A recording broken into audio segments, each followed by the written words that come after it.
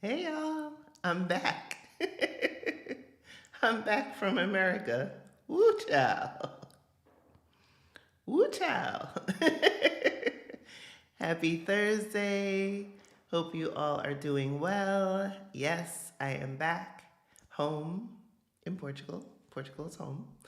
Yes, it has been a whirlwind in many ways. I won't digress too much. I'll give you the low notes. So, for some of you who probably realized and been following last month, we dedicated the content on the Blaxit Global YouTube channel to financial literacy since April was Financial Literacy Month. And I went live last week with my business partners, our Black Utopia, and I was in Florida. Yes, Florida, visiting my mom. And that whole trip was a whole seeing her was great. I should start there. Seeing my mom was great. But the trip itself was challenging. Like America has a lot of things wrong. A lot of things wrong. Like um the I had to go from London to no, I had to go Lisbon to London, right? And then London to Charlotte, and then Charlotte to Pensacola because I don't have my residency card. So I was like, okay, fine, no big deal. I was concerned though because of the whole Boeing thing, and I was trying to avoid taking any Boeing planes, which aren't really flying in Europe that much, mostly Airbus, but definitely there are Boeing planes in the US. And of course, it happened, right? So I get to the last leg, which should have only been an hour flight. And a minute before we're supposed to board, they're like, oh, we don't have a crew. Okay. So we have to wait for the crew. Then the crew gets on. Then they board us really quick and they're like, oh, we have a hose issue. I'm like, okay, hose issue. Then they kind of, no, the hose is like the hose that takes all the shoop out of the plane, but that's not working. And so we have to wait for maintenance to come. Maintenance comes. Oh, maintenance doesn't have any gloves, so we have to get the gloves. 2 hours later, okay, fine. Finally get to Pensacola, and I have air tags on my bag. So I'm like, why does my bag say it's still in Charlotte? Wait, when y'all had a whole 2 extra hours to get my bag on the plane? What? So then that was that. Fast forward to returning, which I got back to Portugal on Tuesday, still a little stuffy. And I had to do Pensacola to Philly, Philly to Lisbon, and of course it was the long one that of course had a problem. Another Boeing plane, might I add. So we're up in the air and we're about 35 minutes into flight, and the pilot gets on and says, bad news. Like, bruh. Boeing plane, you start off this flight by saying bad news. Bad news. We have a pressurization problem and we have to turn around because we don't feel safe going over the Atlantic. Once we're off land, there is nothing between North America and Europe but a body of water called the Atlantic. So we turn around, and as we're getting close to Pennsylvania, right, he says, oh, this is considered an emergency landing. So you might see emergency crews and lights. Yeah. So, needless to say, I'm alive, thankfully. But please don't fly Boeing planes. No, no, no. Get your travel insurance if you have any travel coming up. If you need help with that, go to blaxitglobal.com, resources section. You can get a free quote.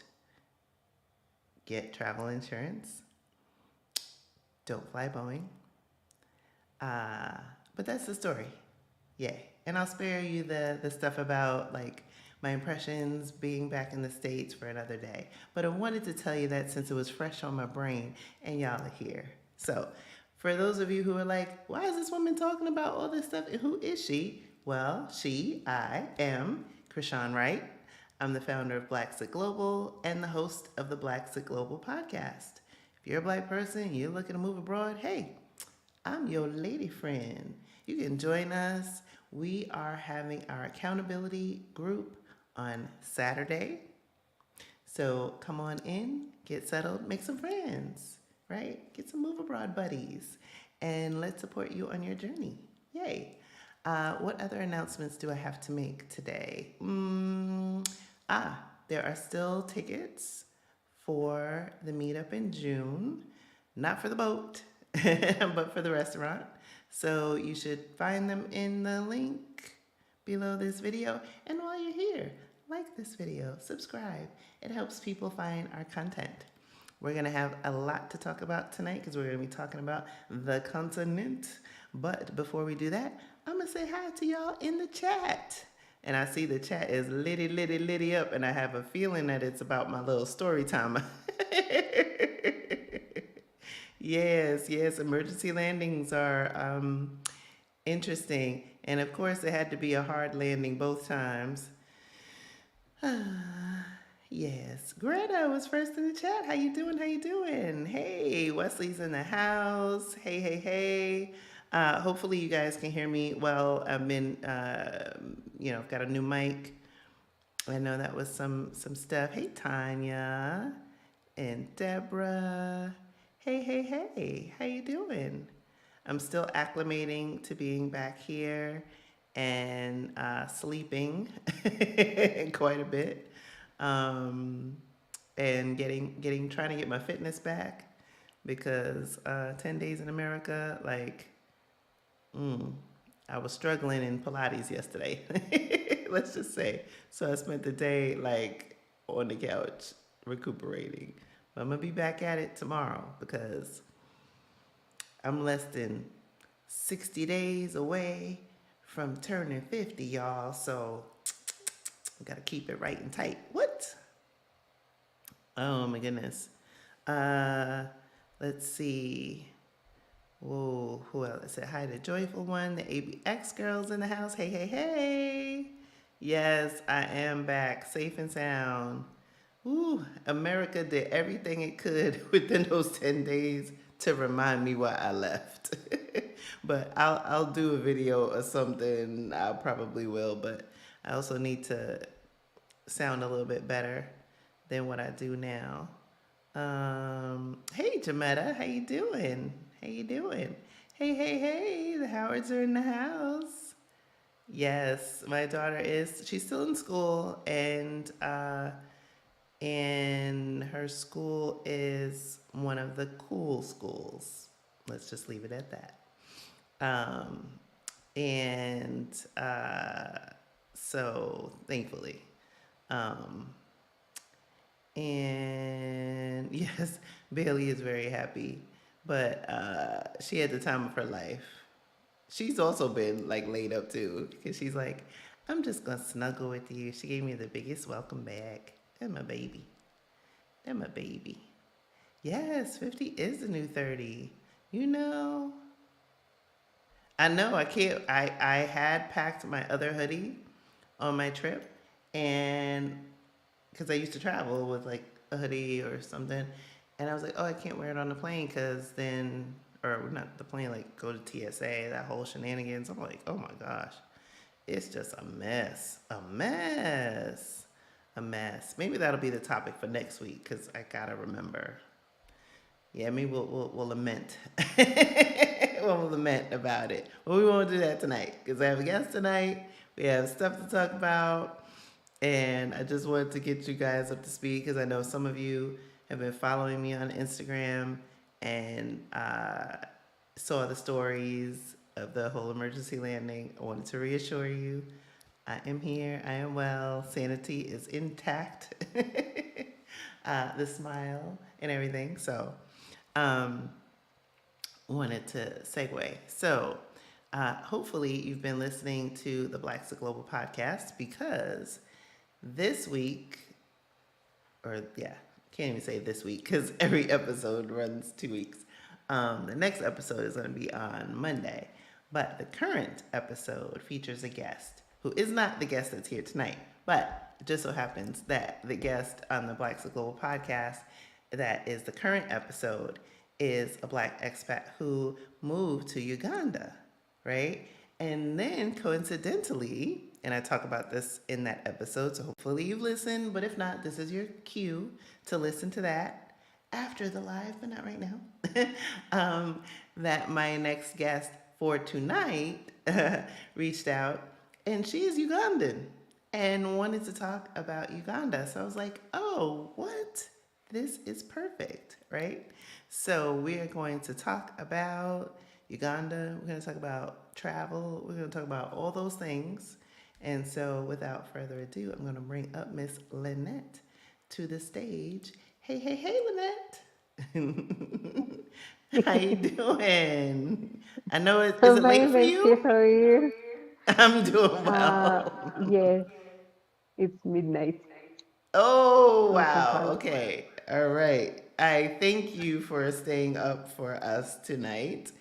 And I clued them in to the fact that you are Ugandan. And this was, like I said, it just so happened that the latest episode of the podcast featured a Black American who moved to Uganda and that you had reached out previously. And I was like, oh, this is perfect, right? The little synergy. Yeah. So wanted to give you an opportunity to introduce your wonderful self. I know I've had the pleasure, but want you to share your wonderfulness with our audience.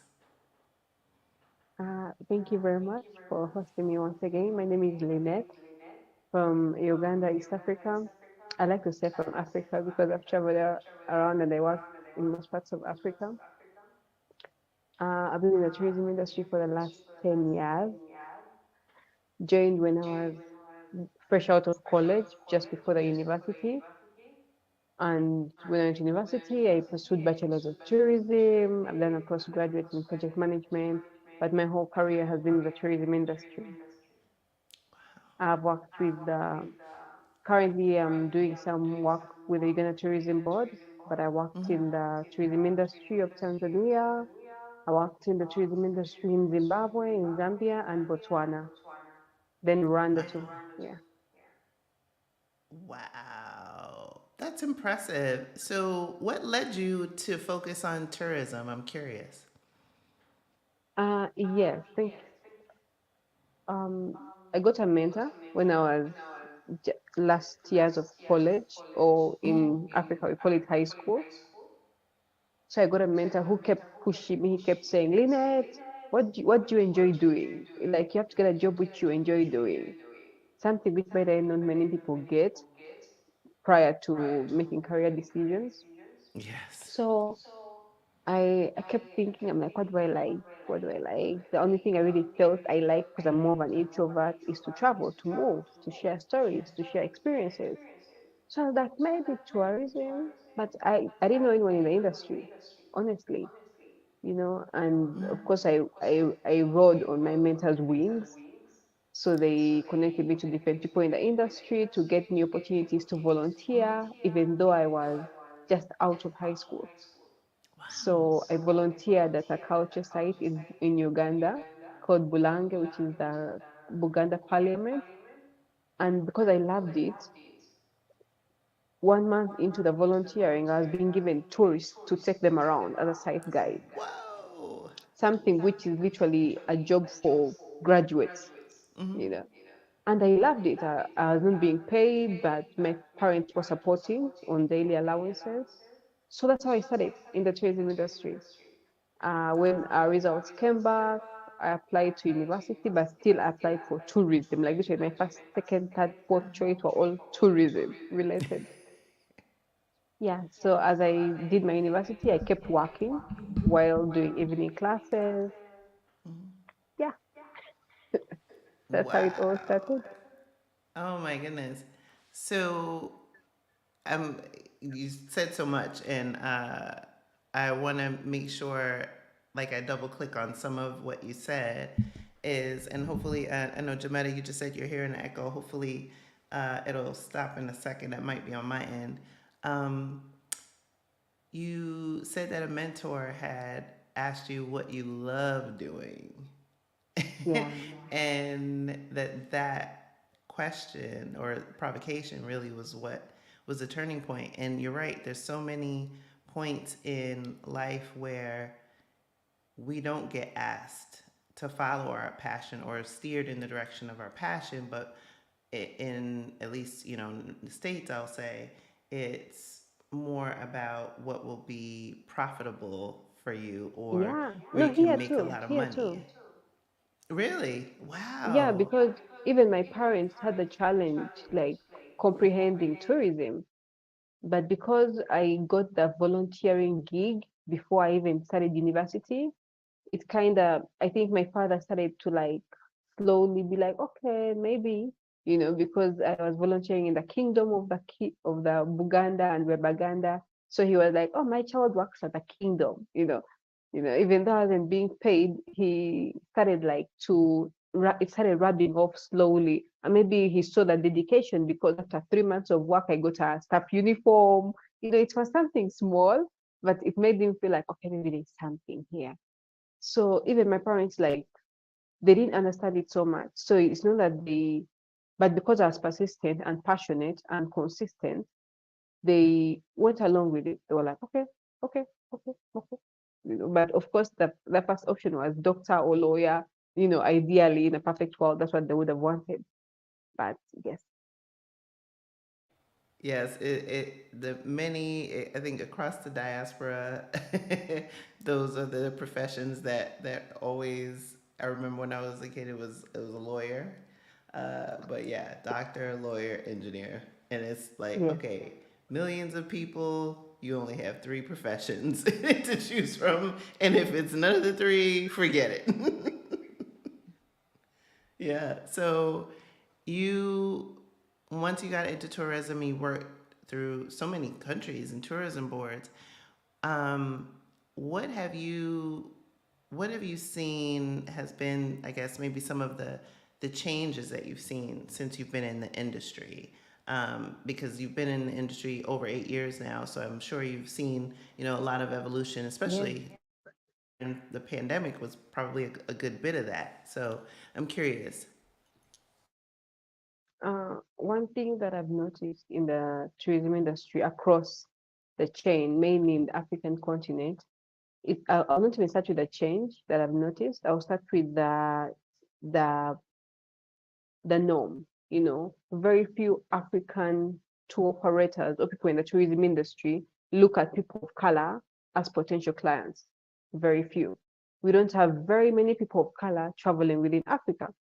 And the changing trend I have noticed is we have very many people of color traveling in Europe, in Asia, in the Philippines, in South America, but hardly are they traveling within Africa. So I myself, when I would travel, if it was not like it wasn't for work but just leisure, I would go to these nice resorts, lodges, and I would be looked at in a certain way of like you don't belong. And it's not because Africans don't want to see fellow Africans or people of color traveling, but it's because they don't see many of them. They don't associate tourists with black. Those two do not yet merge. Yeah, and that's something I have been very, very passionate about to see how we can have more people of color travel within and around Africa, and even first of all get the information. Because last year I was on a call with some influencers from the US, and they literally were asking me questions like, "Do you have hotels, 3-star hotels in Africa?" Yes, yes. And I was like, "Oh, okay." So I realized I was not going to assume people know because I was like, "Okay, this would be obvious. This would be," but people don't have so much information. Like if they think of Africa, they think of the whole continent, which is not the fact, because what you find in Uganda is not what you find in Kenya or Tanzania or Rwanda. Like just crossing the border, even the weather is going to change. just 30 minutes apart, and the weather is going to change. In Zimbabwe, in Zambia, in Botswana, the food, like these countries are literally 30 minutes away from each other in some border points, and the food is different. You know, the weather, the thing which shocked me was I was in Zimbabwe for some days and it was so hot and dry. And I was in Zambia just 20 minutes away and the weather was different. The weather was so different. So it is some such small things that people don't know much of when they think of Africa or travel in Africa that I feel we need to share more.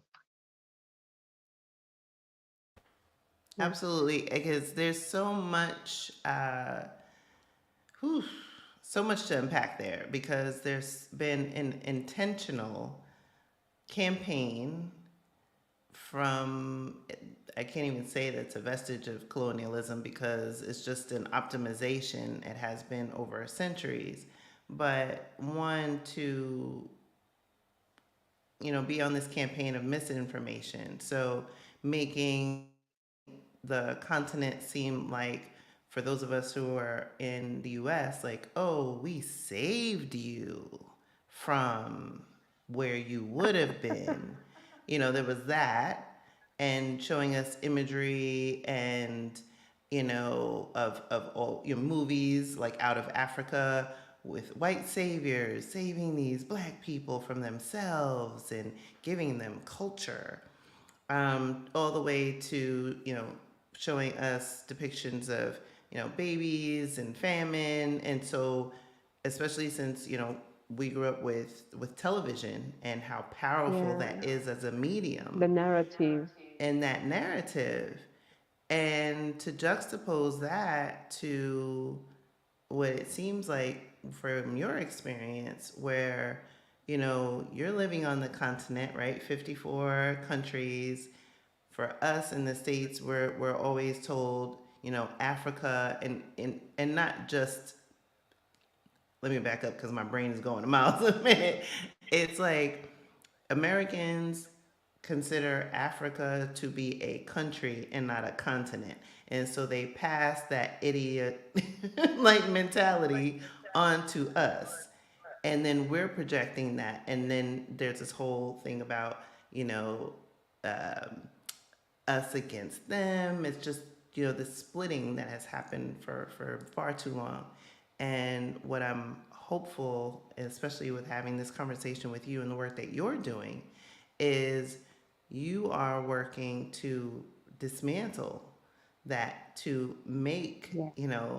people realize that yes, there are hotels, yes, there's infrastructure, yes, there's beauty, yes, there are climates and microclimates and all the things that you would expect and more, and that we have an opportunity and an invitation to come and find out for ourselves.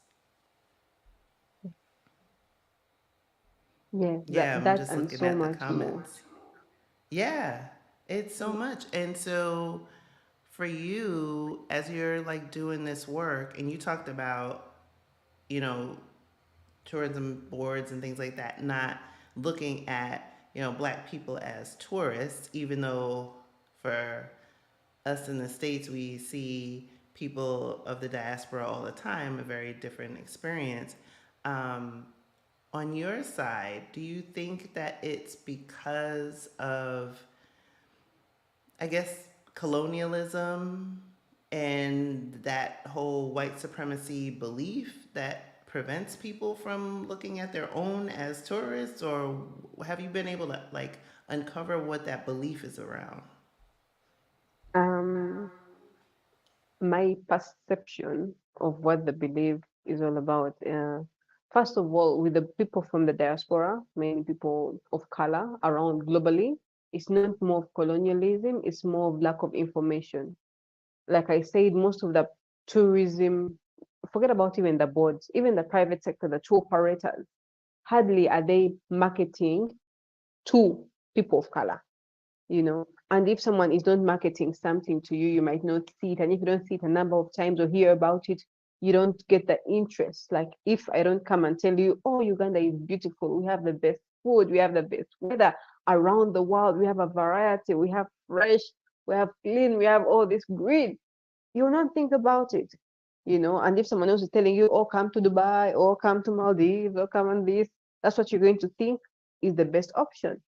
So because we have not intentionally targeted our own people of color. Like I said, told you, even I've been going to these different expos. You go to an expo and they want to, maybe someone like me, I go to an expo maybe in the UK, in Germany, in the US, and I would want to talk to only white people. When a black person passes, I'm like, not a customer, not a client, you know.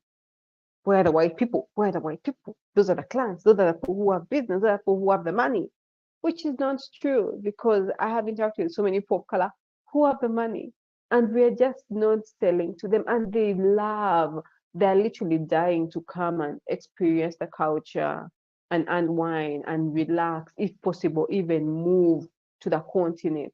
But because we do not see them as the target audience, most information just, you know, passes by. I think that's the biggest challenge.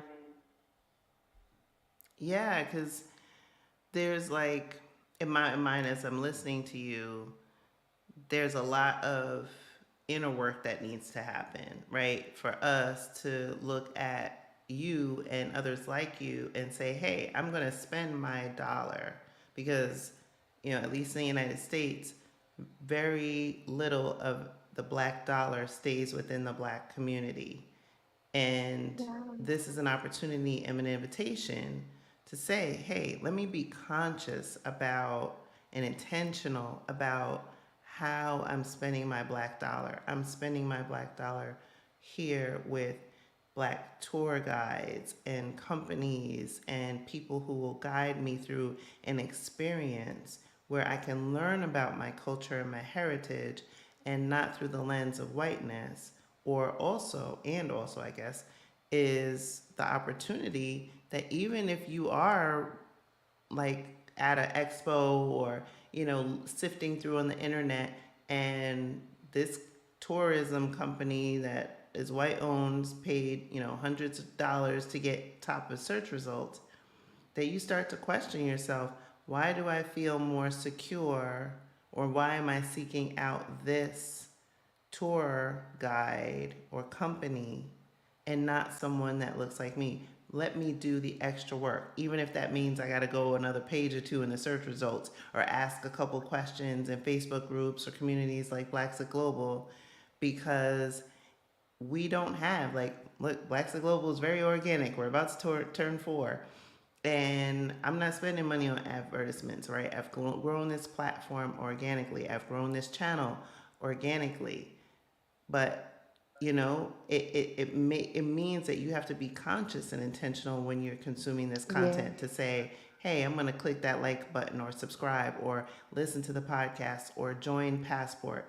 You want to learn more, and be okay with that, because you know that you're going to be held and serviced and be safer in a lot of ways than you would be with someone else.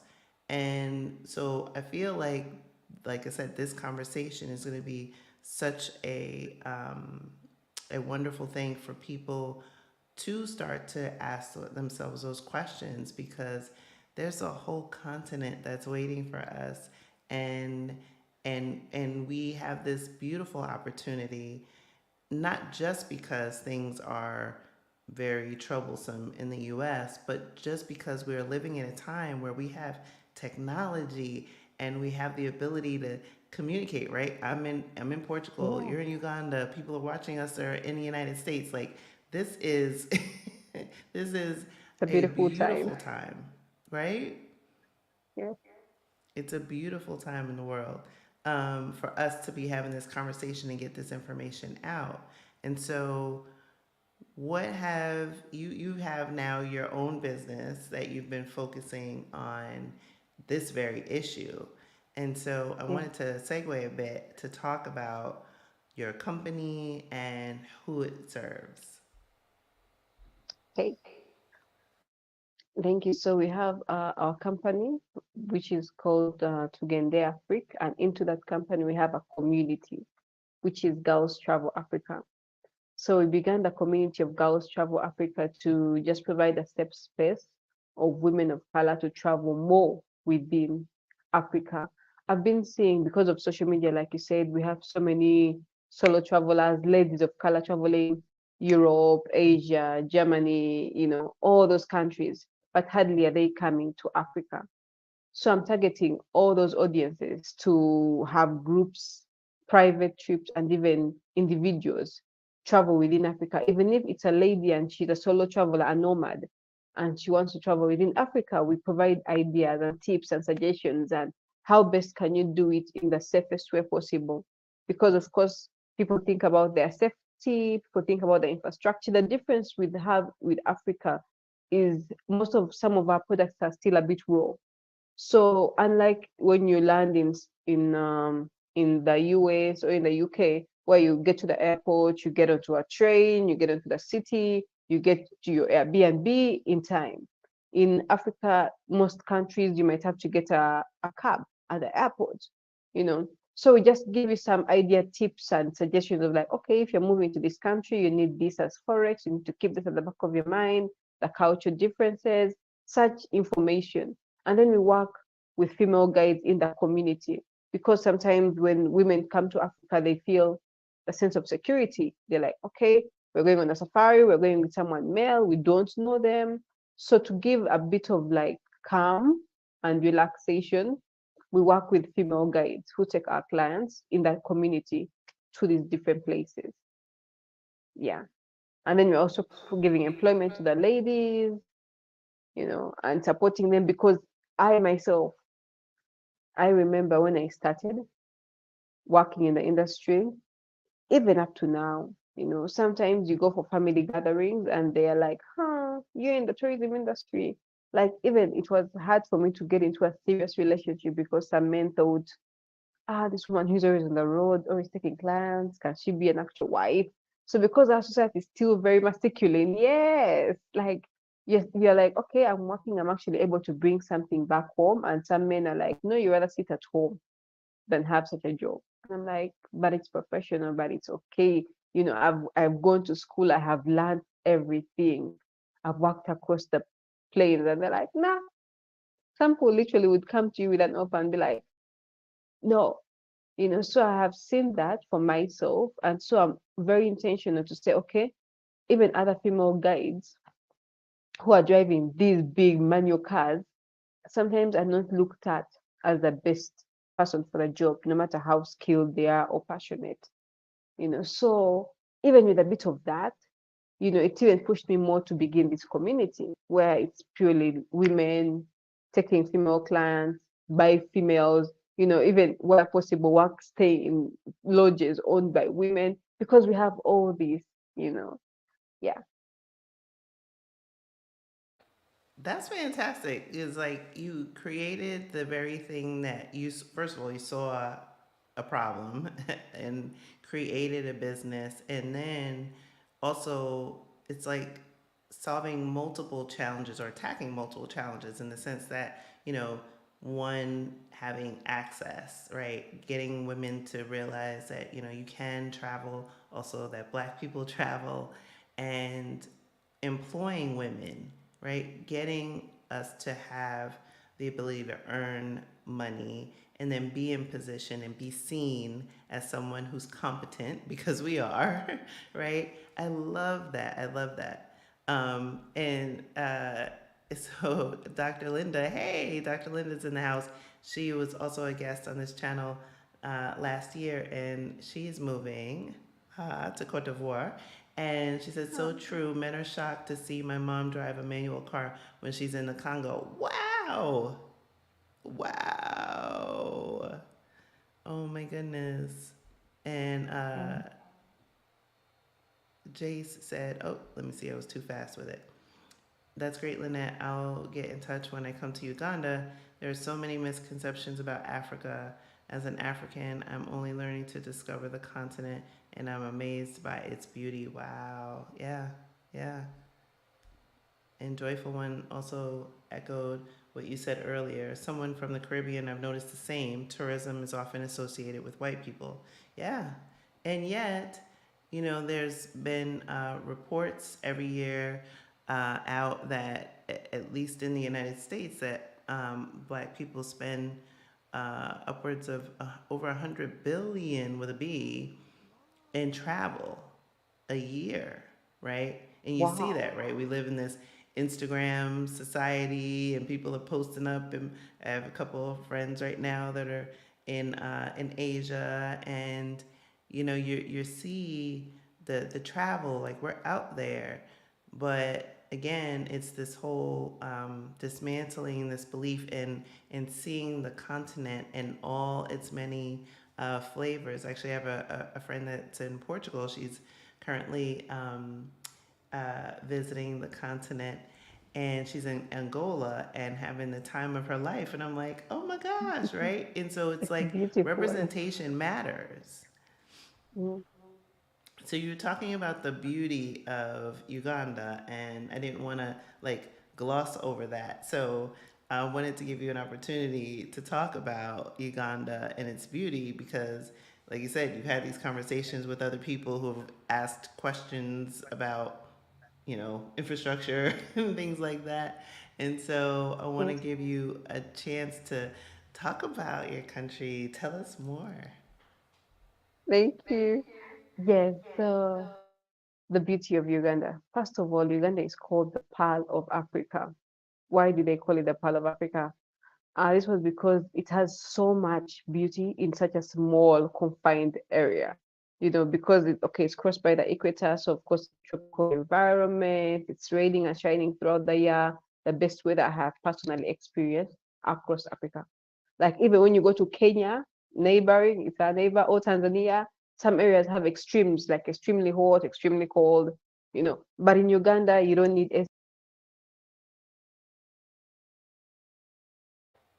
Oh no, y'all, we lost Lynette. Is she gone for you? She's gone for me, but she's gonna come back. So I'm gonna fill in. I know. I'm gonna put my headphones on because can you hear me? Some people are talking about a bit of an echo, and so hopefully this will resolve the echo. I think it's like my office. I'm in the echo chamber. And so hopefully you can hear me a lot better. Let me know though if I sound better now that I have headphones in. Um, yes, I know, right? I need her back. It is gone. Okay. So from now on, I got to have some Now I got my space headphones on that I use for podcasting. Okay, it is. It's because this one room, I'm actually thinking about moving the studio into the other room that has a bit more furniture. I'm embracing this minimalist lifestyle here. I know Miss Lynette is coming back. She's just having some connectivity problems, but actually, this is a good thing, and I'll pick it back up when she gets back. So, one point I wanted to make while we're waiting for her to come back is it is an opportunity. This is an opportunity for us to go and visit the continent. And sometimes people have this perception, myself included, I'll say that I have had that belief in the past, right? About like, oh, the infrastructure, I don't want to deal with certain things like either, some countries, right? Their hustle is part of the environment, that's part of the rhythm. Or every country has scammers. Oh, she's back. um, all right. It's okay. Hang on one second. She's back. And I've got headphones on, so hopefully no more echo. the echo. Okay. Sorry, No, my don't worry bandwidth about is it. just expired. Yeah, I was still talking about the beauty of Uganda before it broke off. Yes, so with that amazing weather, we're actually the food basket of East Africa. So we have fresh foods and vegetables throughout the year, bananas, fruits, everything. Like literally, we have people coming into the country and they taste our bananas and they're like, we've never had something this delicious. Pineapples. These are fruits that are breaking their record. Because I have a friend who went to the US and she was like, I saw this pineapple, it was so yellow. I thought it was so sweet, but she said it was a bit bitter. So I've not got tested the pineapples in the US, but I know I've tested the ones here. And sometimes you eat and you feel like, did someone pour sugar in this thing? Like it's so sweet and juicy, you know. So we have all those throughout the year. And for people who are interested in culinary tourism, we have a lot of that. For culture, we have a lot of culture. I was talking about how I volunteered at the Kingdom of Uganda. You know, we have a lot of culture. We have the wildlife, so people can do safaris, those who are interested. People who like to relax, we have the Lake Victoria where they can go, you know, on the islands and just relax and bask. And we have the forest, and then we have the mountains for those who like to hike, you know, the Renzori, Elgon, the Virungas. So we have all that in this small confinement of a country. So I feel Uganda would be a beautiful hotspot for anyone who likes to visit Africa. They would come and start with Uganda. You know, I've not even talked about the bird species for those who like birding. You know, we have over 1,000 bird species just here in Uganda. You know, so yeah, Wow.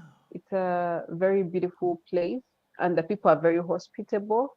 We're known for having very warm and loving people and friendly people. Yeah, so I feel Uganda would be a great place to visit, to relocate, to check out. Of course, that's with a disclaimer of everything is not perfect. The internet might not be strong everywhere, every day.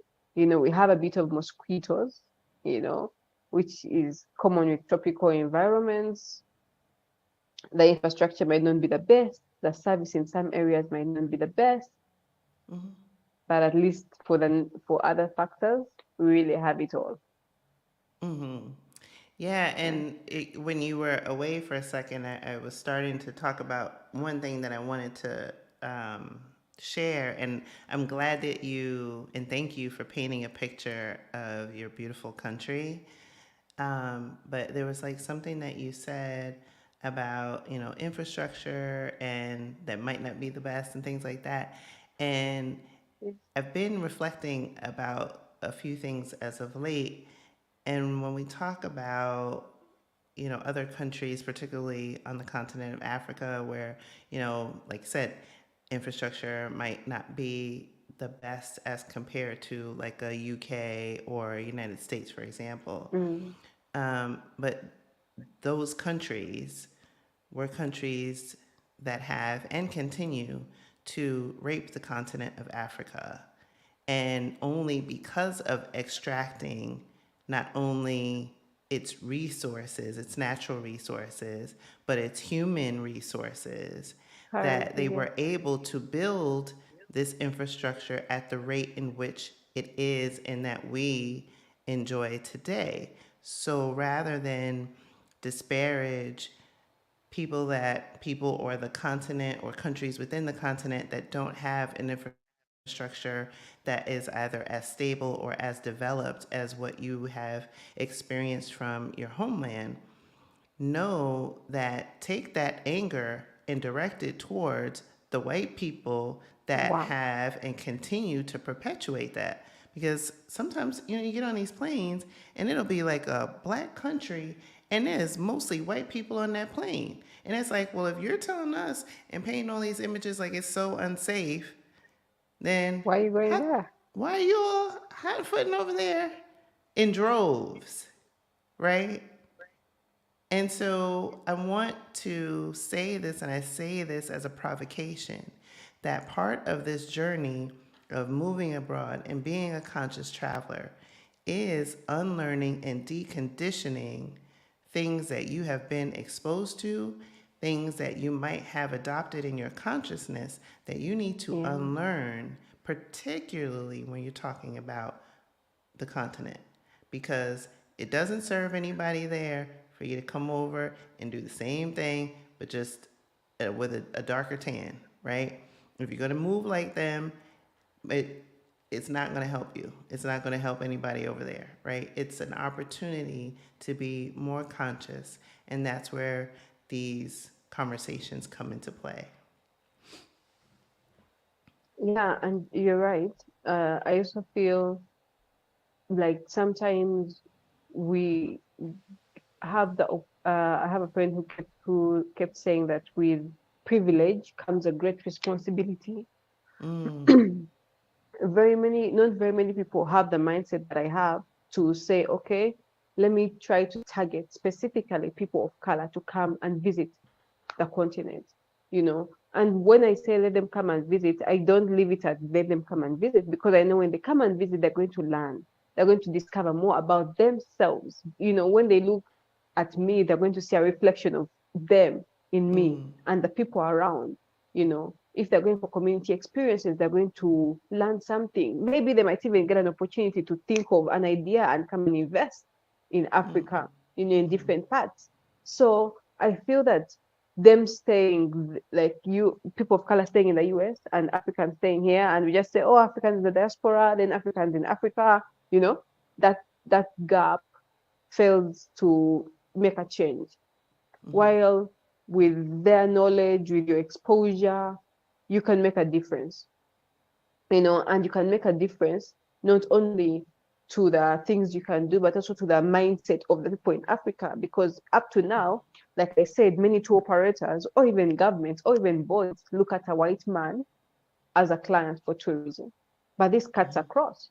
When people are looking at foreign aid, they're looking at a white man for foreign aid. When we have volunteers from the US coming into Africa to do volunteering work to different villages and communities, most of them are white. We're not Mm. having young Africans, young people in the diaspora coming to Africa for volunteering projects or research or what. It's mainly white people. So that narrative still stays even in the suburbs, you know, in the local communities, where people still look at the white man like he's the savior, he's the right one, he's the best, you know, which I feel is a mindset we can shatter just by our presence in these spaces.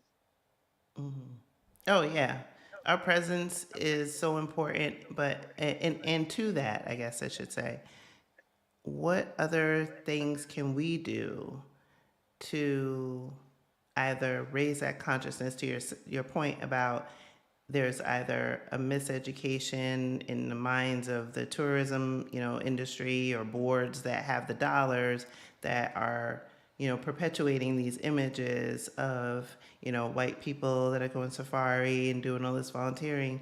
So is it that we need to have um, other organizations that are either largely people of color or black led having those conversations? Because, like I made in my earlier point, that there is a lot of money that is spent by particularly black Americans on travel and tourism, and yet we are still underrepresented. So is it that we need to, unify in large numbers, or what is the right path forward? Because we want to make sure whatever we do is, one, with intention, but two, impact.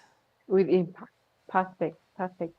I wouldn't say my mindset or my thought is the right way, because we all have different right ways. But I believe having a conscious spending culture, like if the statistics show that billions are being spent by people of color traveling, where are they traveling? Where does this money end up? Sometimes when we spend, we don't think of that, like the end result of like the last detail. Like most times when someone buys a bag, they're like, okay, it's a Gucci bag, it's nice, it's luxurious. They're not thinking of where is this money going. I've worked hard as a doctor, as a lawyer, or whatever job as a person of color. Who is this money feeding? You know, we never think that far most times. So when someone thinks of travel, they're like, okay, I want a place with less stress, beautiful views, Instagrammable sites. I don't want the mosquitoes. I don't want the inconvenience of the infrastructure. So of course, Africa is out.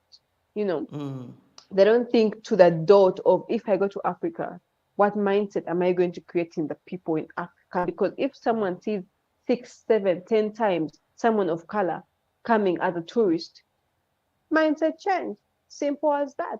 They have enjoyed the continent, they have had an amazing experience, and we definitely have beautiful sights and attractions and experiences. and the mindset is changing too. So I think it's about being cautious of the detail of like, okay, Mm. what's going to happen like 5 years from now if I Yeah. do this? What's the impact of this? Mm-hmm. Yeah, Yeah, thread the needle. And to that end, yeah, as you were speaking, I was thinking about, is there, and I'm just thinking out loud, right? Because sometimes, and I know this happens in the States, where people will be conscious and they'll say, hey, you know what? I'm going to spend my dollar at a black establishment. And they may have not so great an experience. And I would say also the worst kind of experience would be to go to a black establishment and have this expectation and intention of spending your dollar, and then that establishment caters more towards the white non-melanated people there. people when they're in your presence. And so I'm thinking of that same scenario happening on the continent. And I guess what I would say to that is to challenge people that, you know, people are responsible for their own behaviors. And it's unfair for it to happen, but it's also unfair to then take a broad brush and say, that's why I don't spend my dollar because this is what you get. You have to, that's just one person and one experience. And so I don't know if Yeah, that means that the solution is having, I don't know, like an association of conscious tourism operators or something to make it like really easy to spot the people that are like-minded in this space. I don't know. I'm just thinking out loud, but it's to, I guess, challenge that experience that some people have had, right? yeah. It's I not also to say it think, doesn't happen. yeah, like you've said, it's it's possible for it to happen in a black-owned establishment, but similarly in a white-owned establishment. So even in Uganda here, there are some hotels owned, like they're in Uganda, they're in the continent. They're owned by white. And when black people go there, they're treated a certain way. And this is something in their own neighborhood. So I think as we try to break the status quo, as we try to shatter the ceiling, the notion, it's important to be more empathetic, you know. Let don't let one bad experience ruin your agenda. If our plan is to, yes, have a good time, you have made your money, you want to relax, you know, but be a conscious spender and have a sustainable impact to the whole community, then one bad experience will not take you away from the priorities, you know, because there's so many black owned properties that are amazing. So if you have one bad experience and you just blacklist all of them, I don't think it's the best thing to do. So I'll just say we extend more grace to each other, you know, as people. And of course, working with like minded institutions also really takes away all the stress because they're like, okay, these people get me, these people understand. But also working in the industry over the years, I have been uh, exposed to the level of understanding that, oh, you know, this is not how things have to be done. Because I remember when I was in Tanzania, working in Tanzania, I was working at a luxury lodge in Karatu, in Gorongoro Crater. Um, and I think the whole time I was there for 2 years, we had only four black couples. Four, you know, What? four. And actually, one of them, two of them were Tanzanian. So they were friends to the owner, who is also a Tanzanian. And then there was, remember, there was one couple which came, they were from France, but I think they were immigrants in France. And we were so happy at the lodge. We were like, oh my God, this our own people have come. So I was very excited because I was managing the property. But I was so happy to see them there. And I don't think any of the staff even treated them in any way less, you know. But because we don't see very many of our own in these spaces, we need to change that. Yeah. when we can. Like if you can afford to be in a luxury resort, then let's be there. Let's be there in, if you can. Sometimes I get clients who want to travel and they're like, I want properties owned by Ugandans, because even in Uganda we have lodges, beautiful lodges, but are owned by white Wow. people, whereby at the end of the year the What? money goes back. We have many Yeah. of them, even Yeah. in Zimbabwe, even in Zambia, even in Botswana, because these are the people who had the money to start with. And then I remember tourism industry, something I don't think I mentioned. Yeah. Initially, it was a whole white thing. So it was being done by the colonial rulers, by the colonialists. It was basically them bringing their friends from the US to come and do sea game, So the whole tourism industry across Africa is still, even mainly if you look at the luxury tourism, it's still very white man conceptualized, Mm-hmm. you know. That's why I'm very intentional about sharing information, because I'm like, okay, maybe they're not coming because they don't know, how beautiful Africa is or what we have to offer. And until we change that, I also felt a way, always having to cater to white clients. And I'm like, but where are my black people?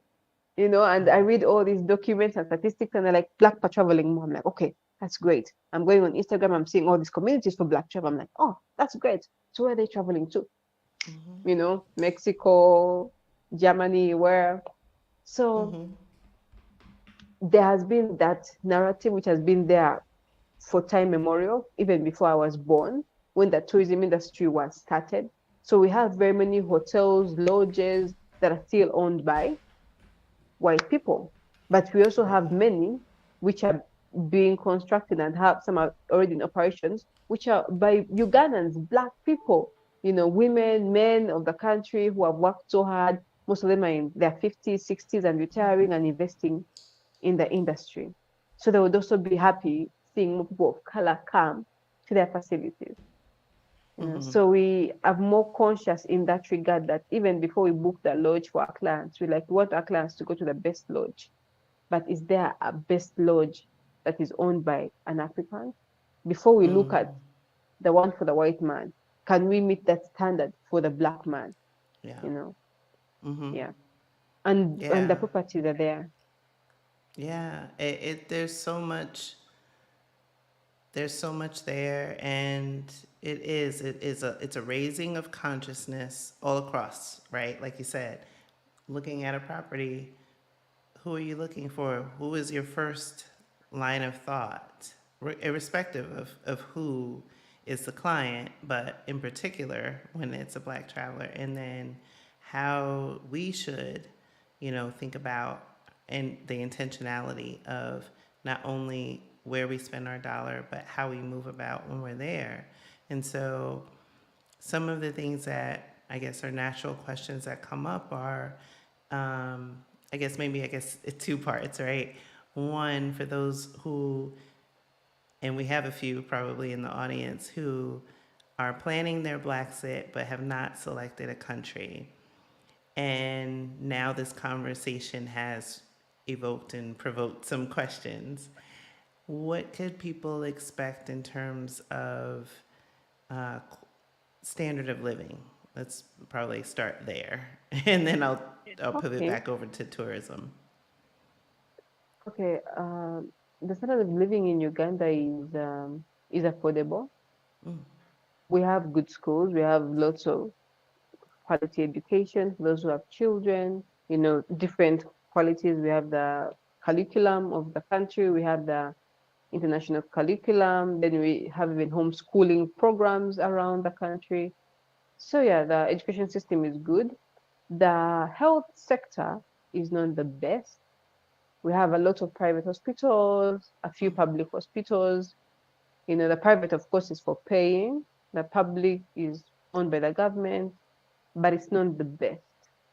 It's there, it's good, but sometimes medication has, like, it's good when you have maybe insurance, or you can even use your cash, but it will be mainly, we don't have like free medical care in Uganda. Yeah.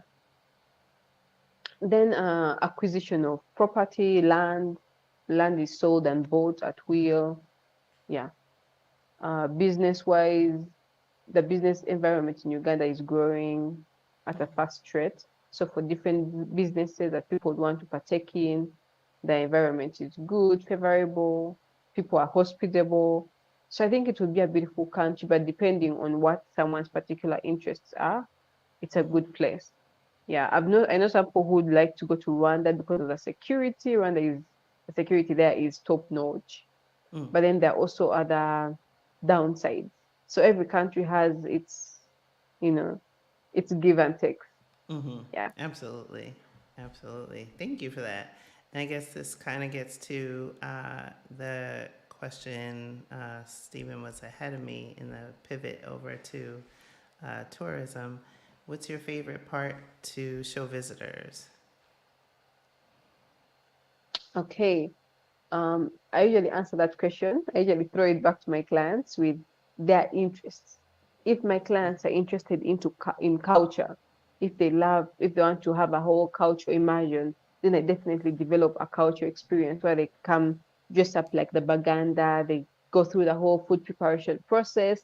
They tell them anciently when food was made this way, why was it? Because we had different foods prepared for different guests. The husband of the house was cooked for a special meal. The visitors were given a special welcome meal in different cultures. So we go through the different cultures while testing the different cuisines and also learning more about that. So we have that kind of cultural immersion experience. Then if someone is into the wildlife, the safaris, then of course the game parks would be the best option for them. Murchison Falls, I think, is a beautiful one because they can combine both the game drive and the boat cruise. If the people who want to just come and immerse themselves with the ordinary Ugandan life, so they want to go to the markets, they want to try out some fresh fruits, they want to do the craft shops, they want to maybe do the history, the museums, the culture sites. We can also develop something for them along those lines. If it's someone who wants to do wellness and just relax in a beautiful, quiet, serene environment with beautiful views, then there are particular places around the country which would recommend for wellness trips, just relaxation, something which is really growing these days. Because someone will come to me and be like, Lynette, I'm stressed, work is stressing me, family is stressing me, I want to just have a getaway, to relax and unwind and reflect on life. So we curate all that depending on what people want. But back to his question, lastly, personally, I love forests. So my favorite place would be taking people maybe to my Bira forest. They're usually those beautiful lodges within the forest, which is all green all around. So my places would be places closest to the forests we have in Uganda. Yeah, because I That's love great. forests.